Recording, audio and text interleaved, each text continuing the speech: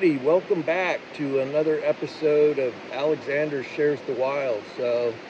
Um, I'm in Oregon, and I was off the road a couple months after transecting through Arizona, and so I had to get off the road a little bit to do business, pay the tax man, do real life stuff, and so I'm back on the road, and now I get to be a kid again and just run around and look at bugs and animals and plants and just enjoy the natural beauty of the world.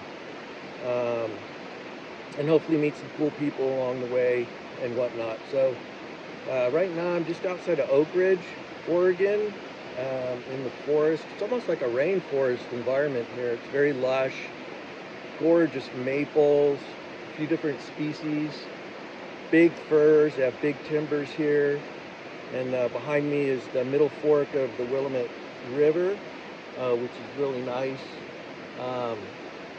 So I'm enjoying my stay here. I'm going to be here for a couple days over the weekend, and then head over to see Mindy. You might recall my partying a little bit with Mindy in Key West, where we met, which was awesome. So we've become friends, and so she's up in Oregon at the moment, so we'll cross paths, and then I'm gonna head east, and then try to get up in the northeastern states. So I'm trying to hit all 50 states. That's one of my goals. So I got like 15 states to go, and I have an aunt that's turning 99 this year out in West Virginia, so I want to be there for that celebration. And so some cool things planned, and it's good to be back on the road again. But after Florida, I kind of slowed down with my videos a little bit, or after whitewater draw with the crane. So I did take footage, I just haven't edited it yet. So this is going to be one of those videos to kind of get through some of the cool things I saw in the Southwest desert, which is absolutely fantastic, and I want to get back to the Southwest at some point because it's just jaw-droppingly beautiful there with the deserts and just the ecosystems there and the mountain ranges. It's awesome. So I just scratched the surface and kind of did a transect across Arizona, the southern border. So I hit a lot of little like border towns and whatnot, and even got onto some like illegal immigrant trails. That was cool, kind of cool. I went off main trails and found some of these pathways, and so I'll share a little bit of that footage. I think it's interesting to share. Nothing political there. I'll just show it as what I saw, and it's kind of neat. So anyway, that was kind of cool to see. And yeah, so it'll probably be like 3 videos to get through the Arizona footage. I went to Buenos Aires National Wildlife Refuge, which is just, it's so rich. And then the Oregon Pipe Cactus National Monument. I believe that's the correct name. But anyway, another little just gem I ran across on my travels. So I want to do a little video on that. And so this video is going to be kind of the travels from the whitewater draw, the crane video, over to Madera Canyon, which is a very unique, isolated ecosystem of its own. So not necessarily footage in the canyon. It was kind of an interesting drive up into the canyon. It's crowded and it's kind of touristy, and the weather wasn't super great. So I could have spent more time there delving into that. They had unique quails, and of course there's unique flora and fauna unique to that ecosystem. So I mean, it's endless. The United States is just endlessly beautiful. So right now I'm here and enjoying this. So good to be back, and so enjoy this little this first leg of the travels of Arizona. I think it's good to have broken up the footage so they're not quite as long. Like it's not just one big video, but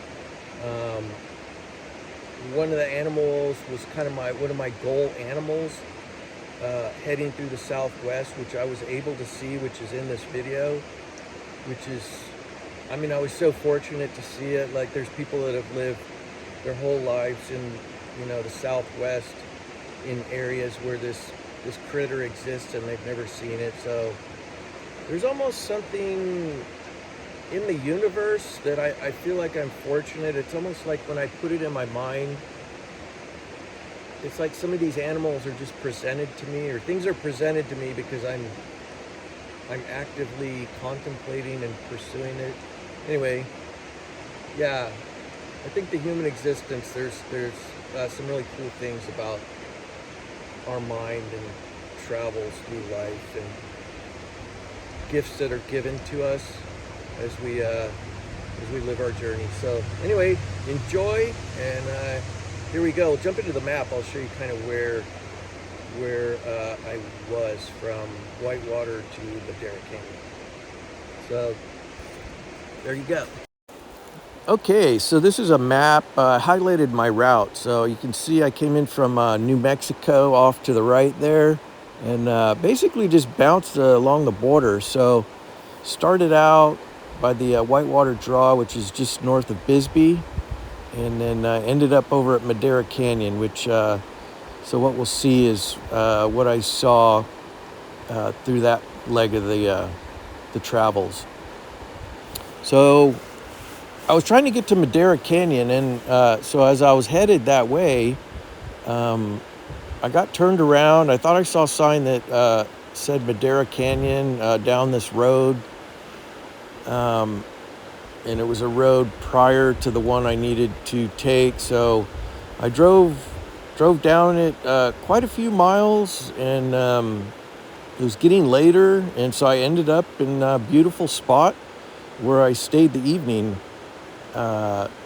So the mountains we just saw were like the backside of the Madera Canyon.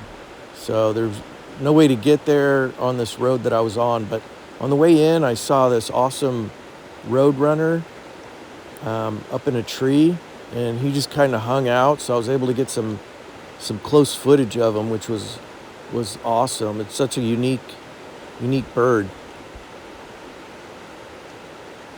And they like to stick their top notch up there, which is an interesting behavior. So eventually I think he got a little tired of me and dove off into the bushes in his very roadrunner way. And at the campsite where I was, I took a little walkabout. There was a little creek down there. And so I turned over this rock, and, you know, mind you, this is all desert, so there's scorpions around. And this little guy was a nice plump scorpion. I don't know the species on this one, but he was rather photogenic and hung around for a bit. And I've kept these before as quote-unquote pets. Different species. I've actually had the most deadly species in the world, the Androctonus genus, which is really cool. But yeah, they're very animated and just an extremely cool creature. So I was trying to get a little close-up of his stinger. And here's a very stereotype pose. And then I thought I'd see how he reacts to a stick. You can see their first instinct is not to attack. It's to run away, which he did. So that was an awesome scorpion. And then this was the actual road I was supposed to go down finally the next morning, headed over to Madera Canyon. And so this was a cool plant you would see around in the desert here and there. It's ocotillo. So basically it's just long spindles of branches that kind of come from one base, and they're thorned. And then during the winter, they're kind of leafless, but then they do get some leaves on them as the spring warms up a bit. So there were both examples around, so some had already pushed leaves and some hadn't, but it's a fascinating plant. I absolutely loved it. So I got some close-ups of the fresh leaves coming out and kind of its growth patterns, and then some good close-ups of its bark. So this was a nice scenic setting with this Ocotillo, and then the backdrop of the mountains headed towards Madera Canyon.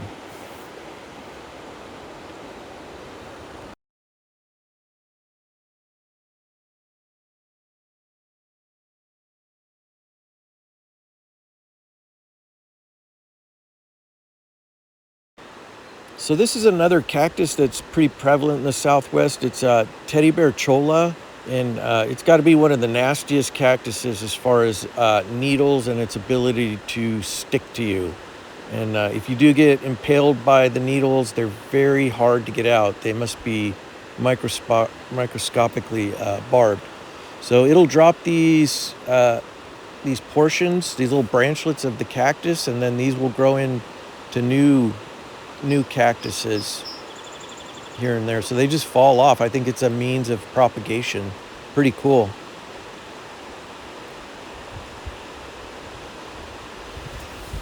So here was another animal. This was the ghoul animal, and I feel so fortunate to have come across this Gila Monster. You can see its tail. I think it was just emerging maybe from kind of its winter burrows, and it wasn't that warm yet, and it was out probably on its first venture, and I was absolutely lucky to see this guy. But you could see the tail was a little thin. That's where they store their fat reserves. So he's probably out looking for a meal. They like bird eggs and any kind of little mammal they can get a hold of. They'll eat once or twice a year, so they're very efficient, slow, very proud animal. Doesn't need to run. It's actually not that fast. But they have the colors to warn predators that they're toxic. So this is one of 2 poisonous lizards in the world. And like I said, it's like a godsend to see this Gila monster. Excuse me. Nice beaded skin, kind of armor-like. And he gave me a little warning show of his mouth. So they have toxic saliva, and they'll just bite onto you and grind into your flesh, and then release the saliva into your wound. It's pretty primitive, but it does the job. Very, very cool animal. So anyway, this made my whole trip, and this was the animal I was thinking about and I wanted to see, and it was actually too early in the year, and I'd asked others around in the area if they'd ever seen one.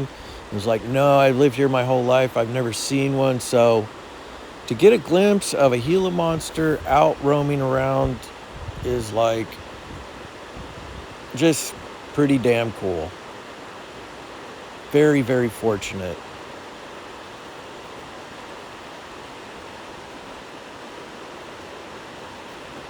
And so he huffed and puffed at me a couple times, but again, a lot of lizards will just run away from you, but this animal has no reason to run.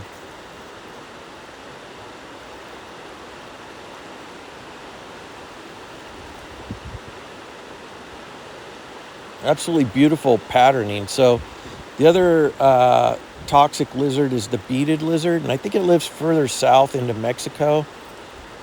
Their ranges may overlap. I'm not sure. And I think the beaded lizard is a little bigger than the Gila monster. But anyway, only 2 species in the world of toxic lizards. So this is a really, really unique, unusual animal.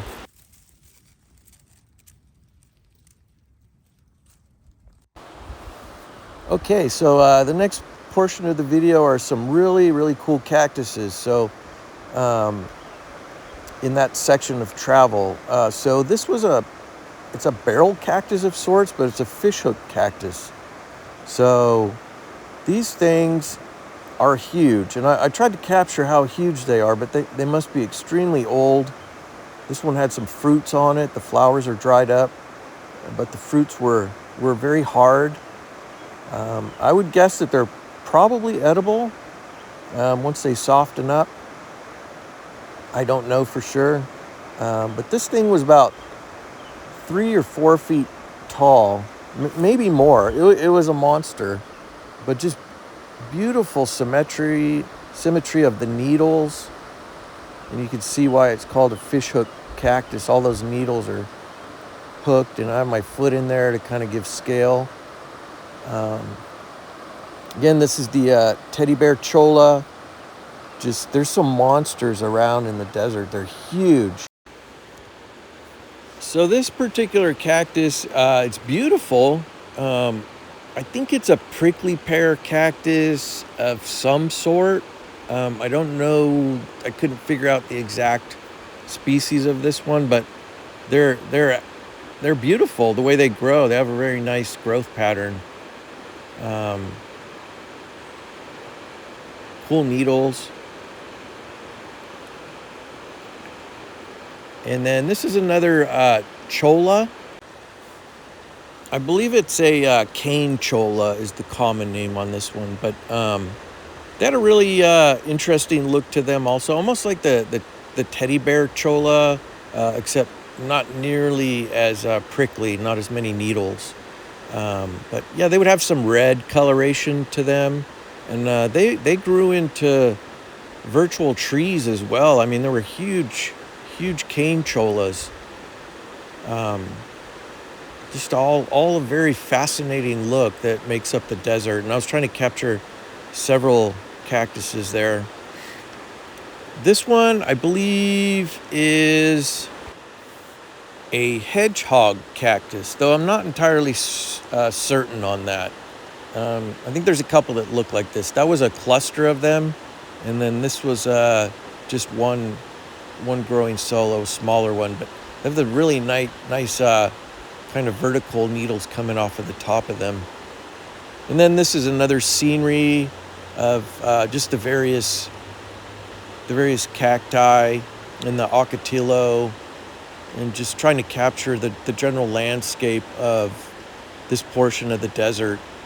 And then there were some drainages here and there. They get the monsoons down in this area, so you get big gully washers of like thunderstorms, and when you're driving, there's warnings here and there about that it's a flood zone, so I guess water will just gush through like crazy.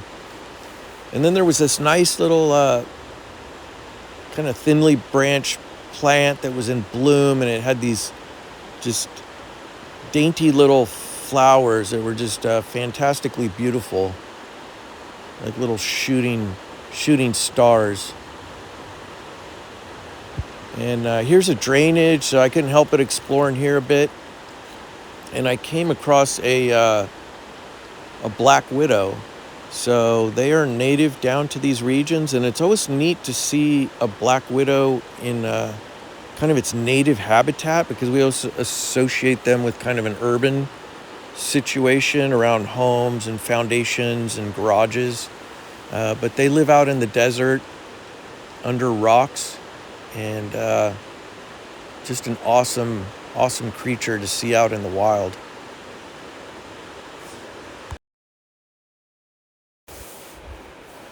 So this is a pano of the Madera Canyon mountain range. After I'd gone past it, now I'm on the west side of it, looking back to the east. And it was a beautiful panoramic view. And it's hard to describe how vast these lands are in the Southwest. These mountain ranges are massive. And the land just goes on and on and on. More panoramic views, a nice rainbow.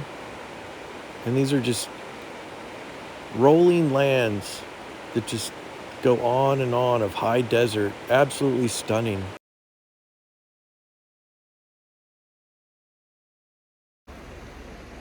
Okay, well, I hope you enjoyed that. Like I said, it's otherworldly from where I'm at now. There's so many different places in the States, and it's just awesome. So anyway, this is pretty dang cool. I'll give you a little show of the river here.